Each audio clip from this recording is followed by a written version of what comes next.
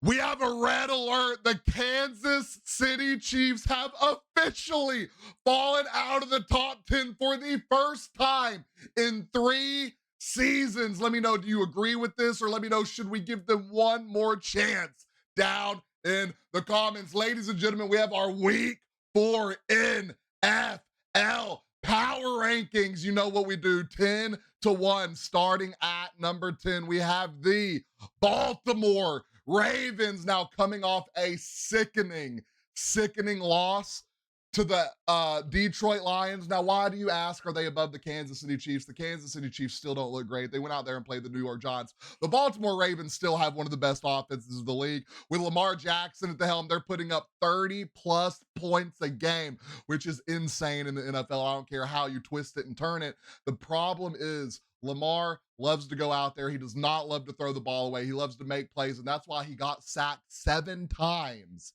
It wasn't the O-line's fault. I'll put a little bit of it on the wide receiver core, letting him get coverage sacked. Someone get open, please, other than Mark Andrews. And then Derrick Henry, brother, what is wrong? 3 fumbles in 3 games, 2 being costly to the game, is absolute sick work. And when I tell you, Lamar Jackson can go out there and just boom, boom, boom, score, boom, boom, boom, score. That is not good, ladies and gentlemen. The faster you score, the faster you put that absolute dog shit defense back on the field. And when I tell you, I'm not being a hater, that defense is probably on par with the Dallas Cowboys. But to each their own. The Baltimore Ravens at number 10, falling from number 3. At number 9, the LA Rams. Now, we're not going to move them down too much. They were 6 this week or last week. They're going to be 9 this week. They just cannot beat the Philadelphia Eagles. I still think Matthew Stafford is a prime, premier, elite, top 10 quarterback in this league. Puka Nakua is coming full circle. Devontae Adams is getting going, in the defense taking a massive step from last year. I'm not going to hate on them too much. We have the LA Rams at number 9. At number 8, we have the Green Bay Packers taking a massive fall from number 4. That's what happens when you get absolute belt to ass from the Cleveland Browns. Joe Flacco and the Cleveland Browns giving you your first loss on the season. And what do we talk about the Green Bay Packers every year? This is why I can never keep them in the top 10 or at high in the top 10. They're always hurt. They can never finish a game. That is their problem. They do so good in the first half, and they can never go out there and replicate that the second half. They take their foot off the gas, and they can never finish. Injuries is going to hurt this team. They're already down receivers. The defense is looking, it's okay. The Cleveland Browns, though, I mean, losing I don't know what you want me to do with a team that loses the Cleveland Browns. I get it. Teams have bad weeks, but do they have lose to the Cleveland Browns bad weeks? You have to think about that. At number 7, we have my Seattle Seahawks. I just want to say top 5 defense in the league, as I told you. Highest rated running back in the league. I tried to trade him in the offseason, so, I'll take that one on the chin. Shout out Ken Walker. Oh, by the way, another one I'll take on the chin, PFF's highest rated quarterback in the NFL, Sam M.F. Darnold, ladies and gentlemen. I get it. We're coming off a win against the Saints, moving from number 10 to number 7. You love to see it. We're going to keep rolling. And with this defense on the field, I think we can make anything happen as long as Sam Darnold protects the ball as he did with the Vikings. We can go out there, and I think we can beat absolutely any team in this league. I think, to be fair, we should probably be undefeated. We probably should have beat that 49ers team, but it was week 1, so we'll take that one on the chin. At number 6, we have the Indianapolis Colts. From Danny Dimes to Danny Crimes to Danny Dollars, ladies and gentlemen, because he is out here producing every time he steps on the field. One of the most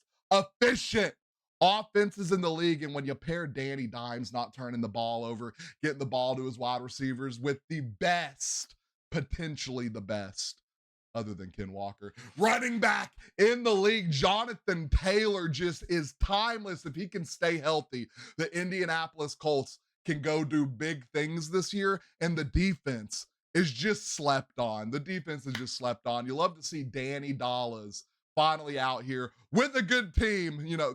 His last team, the New York Giants, will never touch our top 10. Shout out Jack Sadara. Hopefully he does good things. He's going to be starting this week. Number 6, Indianapolis Colts. What were they last week? Let's say number 8. They were number 8, so a big jump up for the Colts. At number 5, the Detroit Lions, who were unranked last week. This is a team who put up a stinker against the Green Bay Packers week 1, and we were like, whoa, is it over in Detroit? Is the run over? Are the new coordinators going to hinder them? Then, they come out week 2, and we're like, it's the Bears. The Bears blew a game week 1. Is it just the Bears? Or are they just blowing out the Bears because they're the Bears? Or are they blowing out the Bears because they're a good team? Then they come out against the Baltimore Ravens, and when I tell you Montgomery and Gibbs are the best running back duo in this league, I don't care. Jared Goff is a bus driver. Let's not get it wrong. The run game opens up the play action, and it opens up a lot of game for him. He does his O-line.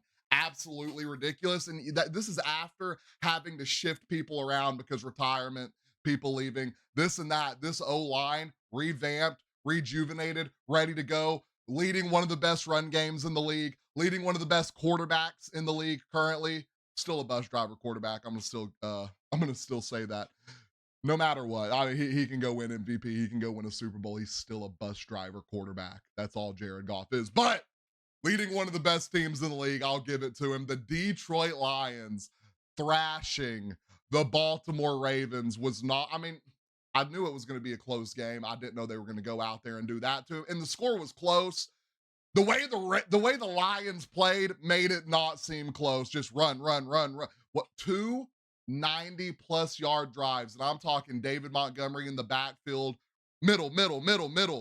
Play action, up the middle, play action. Detroit Lions at number 5 were not ranked coming into this week. At number 4, the Tampa Bay Buccaneers. Now, this team is winning a lot of close games, and I know y'all hate to see that. My boy Big Show, Big Sale, Big Baker Mayfield out there getting it done, missing 3 O-linemen, now missing Mike Evans, been missing Chris Godwin, and he goes out there and he finds a way. This team is relentless. 11 straight games with 100 rushing yards, and that's not free in the NFL, ladies and gentlemen, and that's missing O-linemen. This team is relentless. They find a way. I would not be surprised if they beat the Philadelphia Eagles this week. Tampa Bay at number 4 were number 9. At number 3, we have the LA Chargers. Do y'all remember when I told y'all that the LA Chargers were going to win the division this year and everyone laughed at me? I had someone tell me, oh, the Broncos and the Chiefs and the Raiders are going to be better than the Chargers.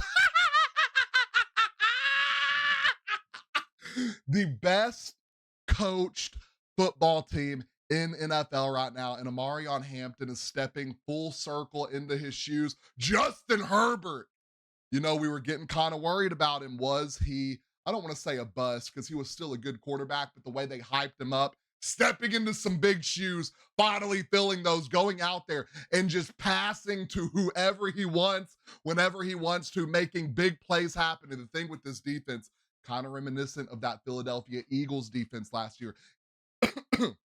You can rotate anyone in whenever you need to. Khalil Mack goes down, you got another guy coming in that produces just like he does.